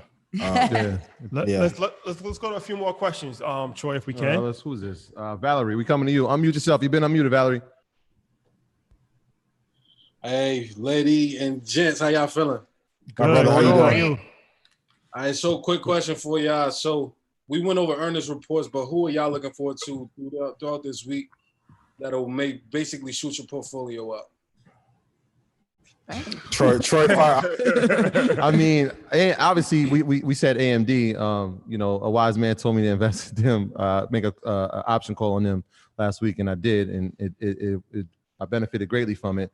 But yeah, Thursday is a big day, man. Obviously, Apple, Amazon, Shopify for me. Shopify, I haven't invested in yet, but like Apple, we have invested. Google. I mean, Thursday's our day. And I'm sure they're gonna all report after hours. I'm sure people are gonna be trying to get in as it gets closer to Thursday at 4. But yeah, Thursday, man. My eyes are locked in on that. Okay. Yeah. Well, are you in the stock club or no? Nope, I'm in EYL. Man, you got to join the stock club because all that fire. If I had that 5,000, I'd throw it to you right now, man. Man, throw it I'm to you. I'm gonna do some special, but yeah, AMD, I like. Shop, amazing. And I'll say this for context too. Well, good companies' earnings don't matter as much. Like the best time period to hold is 5 years. Anything else is noise. Because a lot of times people will talk you out. Like I know people that sold Microsoft after they had good earnings, but it dropped the next day, and I'm like, why? But yeah, AMD, Shopify, those are good. SMH is another one as well. It went up, so I don't know if it's a good time to buy it right now, but long term, like you said, actually, You thinking like 2022? Yeah. But yeah, on the option side, yeah, but long-term investment too, like semiconductor. But if you amazing. if you plan on holding it long term, SMH definitely I think has a lot more room to grow, and has a lot of potential as well. It's just my own personal opinion. Who knows? That's good because AMD is in already just bought some, and I plan on just loading up. Hold it to 2025. Hold it, please. I'm begging you. Please hold it. This is gonna be one. I appreciate y'all. Appreciate you. Appreciate it. Well, I'm buying AMD today. Well, tomorrow. All right, who we got? Wait till Wednesday at least. Oh yeah. Okay. Jamal Wells, we coming to you. Unmute yourself. You've been unmuted. Hey, greetings, gentlemen and Lady Masika. How you guys doing? We're doing great. Great. We're doing great. Greetings. Good, and hey, blessings for everything that you guys are contributing to the culture. I've been an EYL member for the past couple months, and it's truly been a blessing watching you guys every Monday with Ian. You know, great advice, especially for me being a beginner in all this. Masika, I had a question for you. Congratulations on being able to get out of that box that people have tried to put you in and expanding your horizons. I think it's lovely to see you doing big things. Thank you. One of the things that I wanted to ask you is I'm a father of 2 daughters, and I'm trying to, you know, get them introduced into business as they have goals of one day being fashion designers and whatever else. But what is one piece of advice that you wish like your father or whatever male figure you had in your life would have given to you in regards to like the investment, like the path that you're on now? Wow. Great question. I feel attacked. That's a really great question. How old are your daughters, Matt? My oldest she just turned 13, and my youngest is 8. Okay, great ages to get them interested. So tricky ages. Okay, what'd you say? I said tricky ages. They are. Yeah, I think all the ages are tricky, but you know they're old enough to kind of like start understanding and applying. My parents have been married for 40 years. My dad was there every day. I don't remember a day I went to sleep without him being in my house. Sometimes I wish he wasn't. But you know, my parents were married very young, and my parents were just working class people. You know, my grandfather on my mom's side, he owned multiple businesses. So, you know, my mom wanted to do the same. But on my dad's side, it was just you go to work, you come home, you live paycheck to paycheck, and you just survive. So my dad had that mentality. And like, you know, my mom grew a garden in the backyard, and, you know, to save money. And we thought it was great and fun. We're eating healthy, but it was a saving money thing. My parents were, you know, balancing checkbooks like most people. Christmases, they would have to borrow money to get our gifts. And I always thought, well, they both working. What's wrong? I didn't know till I was an adult. And I started asking questions and seeing things. My dad's the type of person, if all the bills are paid, everything's done, you still have money left over, he has to go spend it. Like he'll go every day to the gas station to get a candy bar and a pop, $5-6. My mom's like, okay, instead of doing that over the month, that's gonna add up to $500. You get a cake, candy bar, ice cream, whatever you get. Every day he had to do it. Why not go to Costco? We can take $100 and get a case of the drink you want, case of the candy bars that you want, and that'll be for the month instead of spending $5. No, he didn't want to do it. It's just a couple dollars here or there.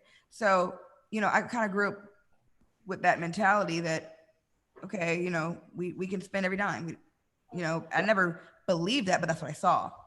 Right. So as I got older and started teaching myself things and learning and traveling and meeting people that like are doing all these things I never heard of, I, you know, talked to my parents about it. And I think my dad's so stuck in his ways now that it's like, oh, I'm willing, God willing, it's gonna happen. Like, no, Dad, you have to get up and make it happen. So one thing I would probably say I wish my father would have taught me and my sister, of course, and my brother, but you have 2 girls, is just how to become financially independent, financially literate, and, you know, establish building credit at an early age, establish good habits. Like most people that I know didn't learn about paying bills until they had an eviction notice.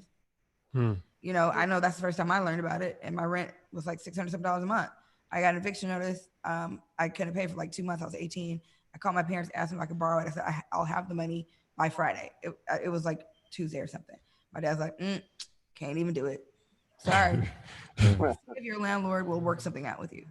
So, you know, I was mortified. I had to go to court, but the day before court, I made the money, paid the back rent, and I actually thanked my dad. So, you know, I appreciate that you didn't help me because you forced me to figure it out on my own. You know, now I'm in the position I'm in because my parents didn't help me. But shoot, I see some of my friends that have great support from their parents. So I think that is definitely very important. Be supportive, and then find like the terminology that they can understand. Start teaching them how to pay bills, even if, you know, even if they have to contribute towards how to pay the bills, you need to establish that early on so that they get into the pattern. And, school, your grades, you have to get great grades. That's very important. But I've never paid my rent with the square root of pi. I've never, if my lights were getting shut off, I couldn't bring up the Dewey Decimal System. They wouldn't care. So, I think instilling those things in them early on is awesome.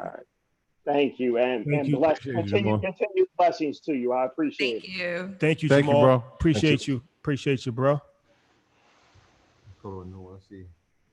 Kivo, I hope I got that right. Kivo, we coming to you. Unmute yourself. You've been unmuted. What's going on, fellas? What's going on, bro? How you doing? What's going on, man? I've been following y'all for about 2 years now. I appreciate y'all. Were you from Baltimore? Nah, DC. DC. I knew it was I knew it was that DMV. That DMV thing different. Shout out to DC. Yeah, I'm gonna keep it real short, man.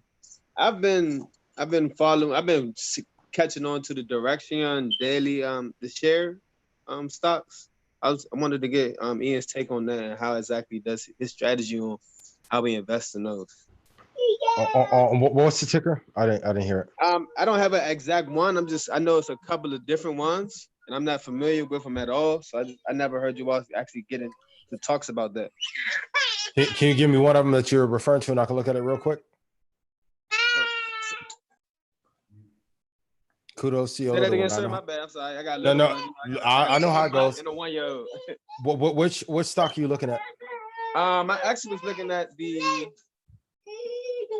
minerals and gold. Direction daily. I'm sorry. Just email me at ian@joinredpanda.com and give me all the tickers, and I'll do a review, and then I'll throw them also in Stock Club and Elite as well to review. Because just because one is good doesn't mean that all of them are. One could be good and one can be trash. So I want to be fair and tell you which one is actually. Okay, I'm not exactly I didn't know exactly how they actually work. If you email them to me, I'll break that down for you. I appreciate it. Appreciate you, Kivo. Thank you. Oh, Love to see it. Yeah. There we go. All right, Sabrina, we coming to you. Unmute yourself. You've been unmuted. DX, stand up. Girl, what's up? What up? What up? Chilling. My question is about Forex. How do y'all feel about Forex? Because people are like harassing me to get in on Forex. So what's y'all take on that? I think this is Ian. What's your take on Forex? They harass us too. What's your take on Forex? It is not a primary investment that one should engage in. And because I love you as a sister, I'm going to beg you to not do it. So it has considerable risk. So no, I know Soros had the one trade in 1992 in which he broke the bank, even though he never did it again since 1992. No. Can you make money with it? Yes. Is the probability very low? Yes, it is. And for the Forex traders who don't know me, I trade futures, so I'm not just some guy talking. So no, Forex isn't the best thing. Sabrina, don't succumb to the peer pressure. All right, we appreciate you. Boy, they came to cancel me last on episode 70. I talked about Forex, boy, that was coming to kill me. But no, don't do it. All right, who we got here? Amir, where? We coming to you. Unmute yourself. You've been unmuted. My phone with that cue is dead. Thank you. What's going on, fellas? What's going on, Amir? Not much. I just had a question for you guys, Ian or Troy, for the pharmaceutical industry. I know you guys are big on Amgen. Have you looked into Vertex? I know the CEO worked for Amgen for like 12 years. Troy, I'm gonna let you take that. The pharmaceutical ones I looked in is obviously Monera. And like I read the articles today, man. It was like, yo, if we're looking for the cure, the one that's gonna have the vaccine, we're not close yet, man. So I'm focusing. I'm looking at an opportunity cost in a sense, like I could put my money somewhere else, and rather than into pharmaceutical stocks right now. Yeah. So it's really not my focus, bro. I'm gonna be honest with you. I'll say this because I can't tell you my take on it because it's in the stock club. The pharma company. Okay, yeah. So you already know, but for everyone else, like There's a pharma company that no one has talked about that has positive revenue that everyone is sleeping on. Google the top 10 pharma companies and they're going to be a big player, but it's not the one that everyone's talking about on Twitter, Facebook, IG. There's a huge opportunity there if you hold it for a 5-year period. Some homework. I have a question for you off that, Ian. So with appreciate you, Amir. Yeah, with everybody trying to find out who's going to have the cure or the vaccine or whatever, I feel like a lot of people are running to buy these farm stocks because of that reason. And I think the prices are going up, some of them because of price gouging, not because of value. Because absolutely, before you buy these pharmaceuticals, you have to find out, are they selling this vaccine for a profit or is it at cost? Is it going to be donated for free? Is it going to be, a lot depends on if you'll profit or not. So yes. I think most people aren't aware that those things will change the value. And most people don't even know to look to see. I would tell you, and everyone listening, you're absolutely right. And since everyone isn't as savvy as you, I'm going to tell you the top ones that people are mentioning on their accounts. There's not the one. It's like a gym. Like it's kind of like Kawhi. It's like boring straight to the point. But they've been printing revenue year over year over year. They're going to be a big player in the space. But you do have a good point that some people are going to be in a race and not even look to make a profit. And then they're kind of like sensationalizing what the impact is going to have on the company. So I agree 1,000%. Shout out to the Dark Knight, Bruce Wayne, $450 super chat. I wonder who that can be. I wonder who Bruce Wayne is. Shout out to the Come Up show on YouTube. Yeah. Check that out. We might be in negotiations. Yeah, EYL Network is the strongest. EYL Network is the strongest, man. Listen, man, we always trying to build the team, build the brand. So we see things that can add extreme value to not only us but our community. Yeah, I mean, you've seen our track. You've seen our track record. You saw what we did with Earn Your Leisure podcast. You see the success that Market Mondays has blossomed into. Can they do it again? I'm here, so you must be doing great. That's a fact. Slight plug. That's a fact. So. This is it. We gonna keep the ball rolling. They want to know if we can do it again. Shout out to the Come Up, man. Shout out to the Come Up. Shoot, 3P. Them tips is mine. Let's We do can the do anything. Big fact. Gilbert, what's up? You've been unmuted, man. Unmute yourself. What's going on? Peace, fellas. How y'all doing? We good. Good, bro. How you? Cool. Whoa. You said peace, fellas. Yeah, I'm forgot somebody, bro. I'm sorry. My apologies. My sister. How you doing, Queen? I'm blessed and highly favored. How are you? I'm cool. Thank you for the gems y'all all been dropping. I spoke about AMD. I wanted to know how y'all felt about their earnings coming up. Hold them regardless of what earnings do. Yeah, get them regardless. Yeah, I'm with you on that. AMD like LeBron. Like if he dropped 22, you gonna let him go? I'll snatch him right off you and put him on the Clippers. Sounds like a plan. With a quality company, earnings don't matter as much. Google what people thought of Apple in 2008 around earnings. The same thing has been happening. Like the quality ones are going to last. The terrible ones are not, regardless of what they do with earnings. If it drops low enough, buy more of it. But AMD, here to say. And for all my gamers, how do you not have AMD? That's what I'm saying. I literally was going to say that. Like, if you've been studying and you know what's coming down the pipeline from Sony and coming from Microsoft, and you know that they're involved in both companies, it's a no-brainer. Yeah. It's a no-brainer. Shout out to thank you for the question, brother. Appreciate you, Gilbert. Shout out to Andre Hatchett, the first professor that we've ever had on EYL University, and now it's grown into what it is now, which is a community of close to 3,000 students, and weekly webinars, and a movie club, and a book club, and a private Facebook group, and so much more. So Andre Hatchett is a founding pillar in building the house that is EYL University. So shout out to Andre Hatchett, and shout out to his mobile notary business. Make sure you check that out. If you're interested, follow him on Instagram. Good man right there. And yes, he is the first person And Mark Monroe is back with $100 super chat and some companies. If you're interested, you can look at it on YouTube. Somebody got screenshot that for me. So, all right, this is a very long episode, so we have to reel this in. But time flies when you're having fun. Yeah. So first and foremost, Earn Your Leisure, man. Market Mondays is the biggest cultural blend. We're gonna we're gonna be doing more of this stuff, but we wanna bring everybody on. We're gonna bring athletes on, we're gonna bring rappers on, it's gonna be a whole situation, and it's all educational, and we're really making financial literacy cool, entertaining, and it's not boring, and it should be like that. Like, you gotta throw some flavor, you gotta spice it up, and that's our whole platform. So shout out to all of our guests that have come on the platform and all of our guests that will come on the platform. So I want you to talk about your book for a few minutes if you can. I would love to. Yeah, why not? So I have a rough draft here. This is not the final copy, so don't judge me. There you have it. It's called Stock Market Tips from a Bad Bitch, and my nail fell off on that point. Live. That was live. Well, actually, I sell these nails in my store, cardbarbiebeauty.com, because nail salons are closed. So if you want long, bad bitch nails, just make sure you glue it secure. Anyway, so yeah, it's kind of like a planner / workbook that gives you the opportunity to learn as you go. Like, it's a 90-day program, 90-day system. We have 12-month financial goals in here. There's things that like teach you how to find out what type of an investor you are. How do you start investing? Where do you generate money from to invest? What companies, what banks, what brokerages?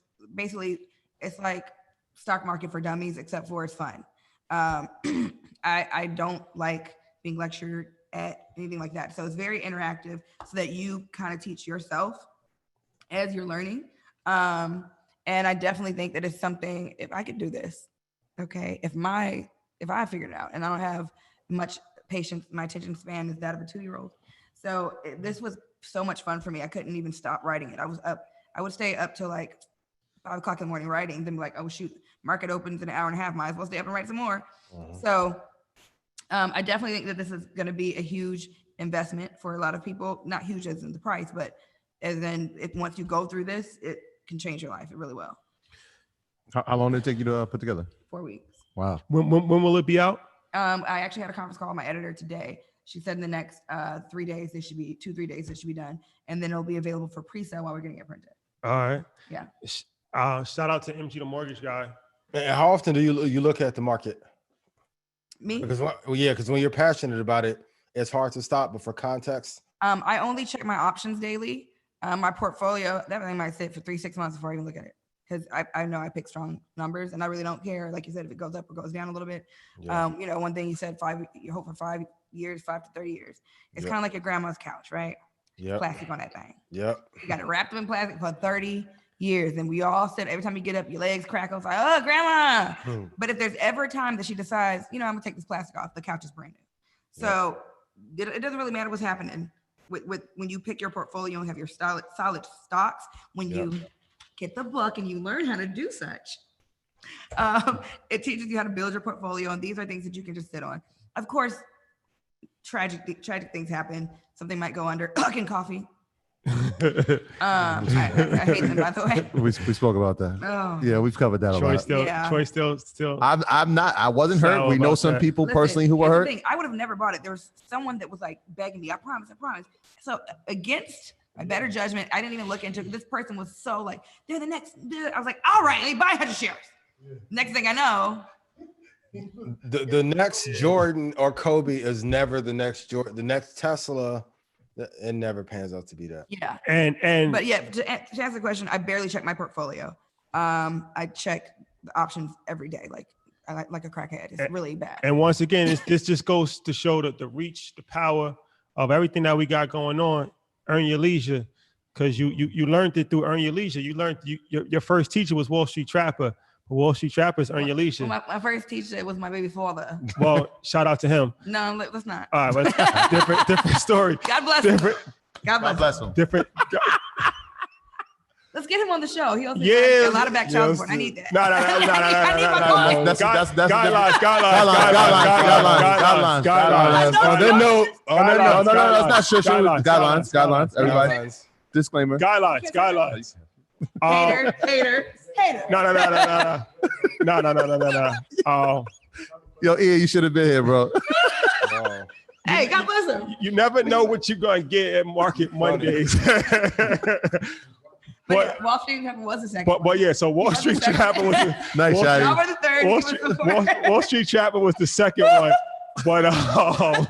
But Wall Street Trapper is our brother. So He actually taught me a lot. yeah, I can't lie. That's the bro. Anything that we do is Wall Street Trapper. Anything that Wall Street Trapper does is us, because we all connected, and we all are family over here. So shout out to Wall Street Trapper. Shout out to Ty Capital also. I know you brought his course as well. Yeah, he's awesome. And like I'll DM him questions and he'll just answer and Yeah, help solid. me out. We got his course. Really amazing. We got his course too. Yeah, I brought Ty Capital's course. That's a fact. And I didn't ask for a discount. I just brought them. I didn't even tell him I bought it. I Yeah. bought it Yeah, and he then probably- DM'd him when I had a question. I'm saying it probably right now was probably the first time that he knows that we have it. So we both purchased it. So yeah, we just think that it's just, like I said, we gotta spice it up a little bit, and we just love to just, the culture. We are the culture, man. We are the culture, and financial literacy is in season right now. It's a wave. It's a tidal wave it's going to hit everybody, and it's only beneficial because now we're making smart decisions with our money, and we're empowering our communities, our family. We buying real estate, we buying stocks, and when we building Black Wall Street again, when we don't do that. Nah, we coming. Soon in the process. Soon come. What you mean it's in the process, but ain't nobody call me? This is the first step. Yeah. First step. Market Mondays. Ian, you've been the responsible adult. I see a lot of people on YouTube like, Ian's keeping order. Ian has a straight face. Because Ian's not at this table. This table is a lot of fun. Yeah. He sat at this table before. Yeah. Not out today though. Ian has been very responsible with his blazer on. So any last words, Ian? I love y'all so much. Thank you for being on. I told you on IG, thank you for being solid, because there's a lot of people who reach out, but don't want to jump on a platform, but they use the advice. So thank you for being solid. This was fun. I appreciate it. Thank you. Yeah, I appreciate you. Thank you, everybody on YouTube. Thank all the earners, for everybody investing. I'm begging you. I know it's tough. Hold at least 5 years quality. I know it's a ton of trash companies out there that's popping. You'll be a lot better off holding companies that are really good for 5 years. And that's all I got to say. I love you. Oh yeah. Also, I don't want to forget. Shout out to MG the mortgage guy on $100 super chat. We have EYL University. You guys, we have a special class this Wednesday on commercial real estate. That's a big one. That's going to be a huge one. So commercial real estate is this Wednesday at 8:00 Eastern Standard Time. And we have an episode that's coming out tomorrow with 19 Keys. Yeah. 19 Keys is a serious guy, man. He's a very intelligent guy. One of the smartest people that we've ever had on the podcast. Hey. No. One of. One of. Oh, I thought you. Shout out to 19 Keys.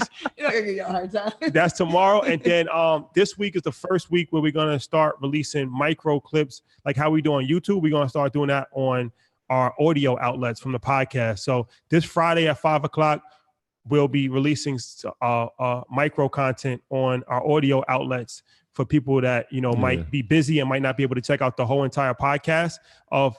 We're not sure which we're going to do, but it's going to be a past podcast, and we're going to be doing that every week. It's going to be like 20-minute, 30-minute, 15-minute segments from past podcasts. The Study Hall series. Yeah, Study Hall series. That's what it's called. It's Yeah. called Study Hall series. So that's like the mini versions of the podcast. That's going to start coming out on Apple, Spotify, and all the other places. So make sure you check that out. And we appreciate you, and we will do a Forex episode. I won't be on. It won't be starring Ian. Forex is like the Jehovah's Witness. On that note, Disclaimer. ladies and gentlemen, Hug somebody, love somebody, reach out, text somebody, call somebody. You never know what one conversation can do to change the trajectory of somebody's life. And so make sure you'll do that. Like the video, please. Do like that the video. and do that. And let them know that you like me in it. Okay. Love y'all. Appreciate y'all. Earners, we love y'all. Bye. Peace. Be good to each other. Love. Love is love. Y'all are amazing.